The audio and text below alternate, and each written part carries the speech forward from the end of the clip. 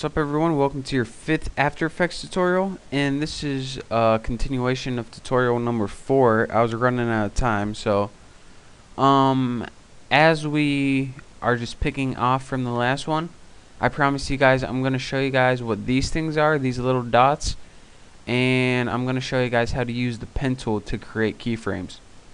What these little dots are right here is the motion of your path, your motion path.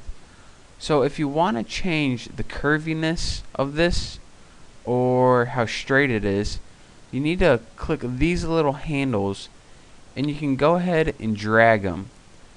Now these little handles act independently of one another, so you can go ahead and adjust the, I don't know what's called, straightness of your path by moving it in a circular motion, or you can adjust the curviness of your path by pulling it in or out. So the best way to learn from those is to just play with them. And another thing I want to go over, these big squares right here, these are your keyframes, and these little dots right here, those are just your regular frames. These regular frames you can't really change. These keyframes are the main major frames in your animation. So these are the only ones that you can change. But what if you're saying, alright, I want this Sammy guy to go right here. I want him to go to a different point right in the middle of here. Well, there is a way that you can do that.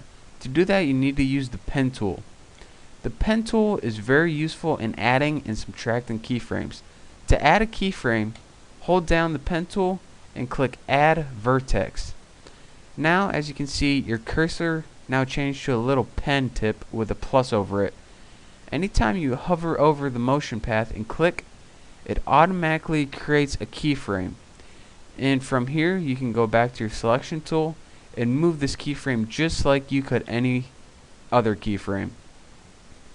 And of course, to delete that keyframe, well, let me show you guys what this does real quick. Remember that we had Sammy just going in a big kind of hump before? Now we have 4 keyframes. He's surfing, looks like he's riding the wave or something. So that's how we can create additional keyframes on our motion line. Now if we want to subtract that keyframe or delete any keyframe, we just hover over the keyframe with the pen delete vertex tool and click a keyframe, and it deletes that entire keyframe. Now, as you can see, Sammy's kinda jumping a little hump right now. So, all in all, that is how you use the handles to adjust the curviness and hump of your path, I guess it's called. I don't really know what it's called.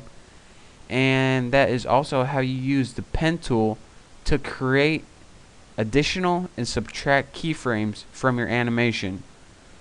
So again, I hope you learned something. I hope you make sure you pay attention how to adjust the path of your animation, and also make sure you learn how to add and subtract keyframes. And once you learn that, you can move on to my next tutorial. So I hope you enjoyed watching, and I'll see you next time.